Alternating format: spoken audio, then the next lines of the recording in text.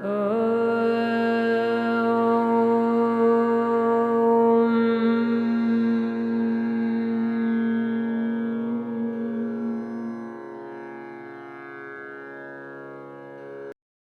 श्री कृष्णा मित्रों, हरि शरणम में आप सबका स्वागत है।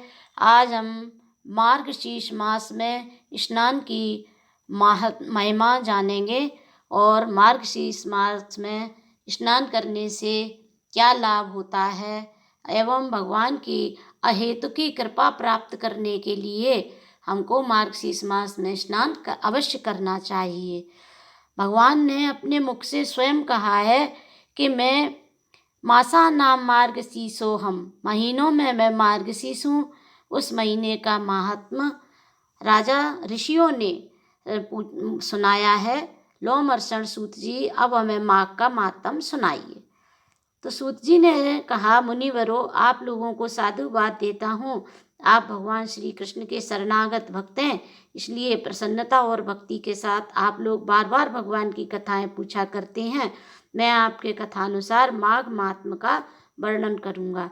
जो अरुणोदय काल में स्नान करके इसका श्रवण करते हैं, उनके पुण्य की वृद्धि और पाप का नाश होता है। वशिष्ठ जी ने कहा, राजन, माघ मास का फल सुनो। जो लोग होम यज्ञ तथा इष्टापूर्त कर्मों के बिना ही उत्तम गति प्राप्त करना चाहते हैं, वे माघ में प्रातःकाल बाहर के जल में स्नान करें। जो गौ, भूमि, तिल, वस्त्र, स्वर्ण और धान्य आदि वस्तुओं का दान किए बिना ही स्वर्गलोक में जाना चाहते हों, वे माघ में सदा प्रातःकाल स्नान करें। जो 3 रात तक उपवास, कृच्छ और पराग आदि व्रतों के द्वारा अपने शरीर को सुखाए बिना ही स्वर्ग पाना चाहते हों, उन्हें भी माघ में सदा प्रातःकाल स्नान करना चाहिए।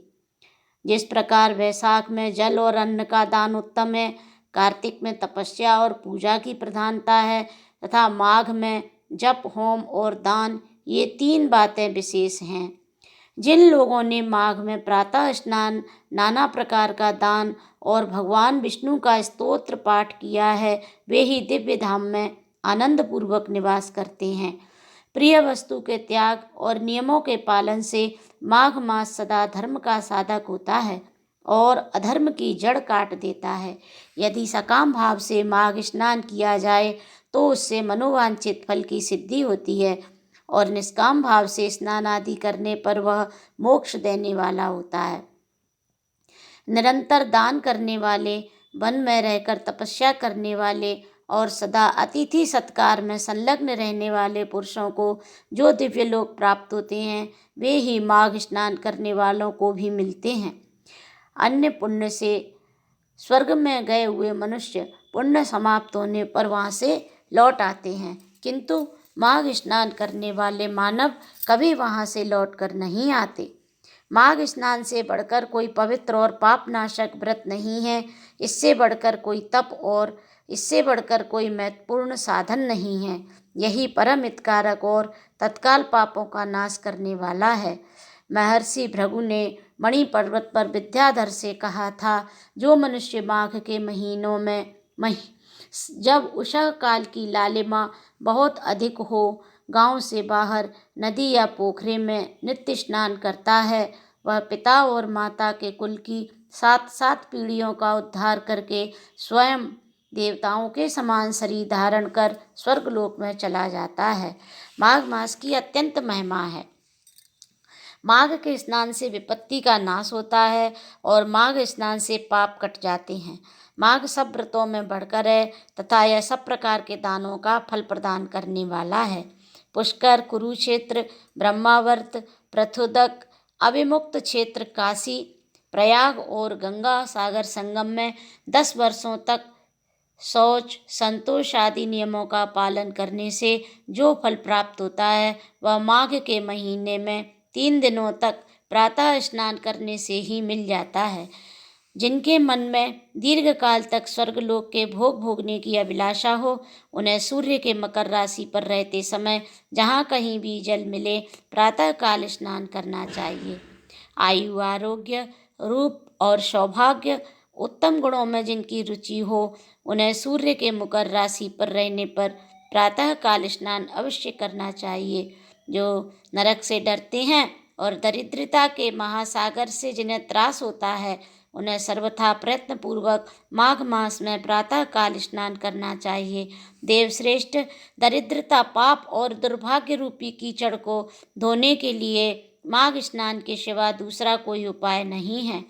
अन्य कर्मों को यदि अश्रद्धा पूर्वक किया जाए तो वे बहुत थोड़ा फल देते हैं, किंतु माघ स्नान यदि श्रद्धा के बिना भी विधि पूर्वक किया जाए तो वह पूरा पूरा फल देता है।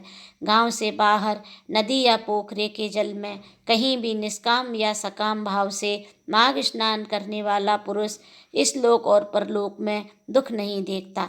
जैसे चंद्रमा कृष्ण पक्ष में क्षीण होता और शुक्ल पक्ष में बढ़ता है, उसी प्रकार माघ स्नान में पाप क्षीण होता है और पुण्य राशि बढ़ती है।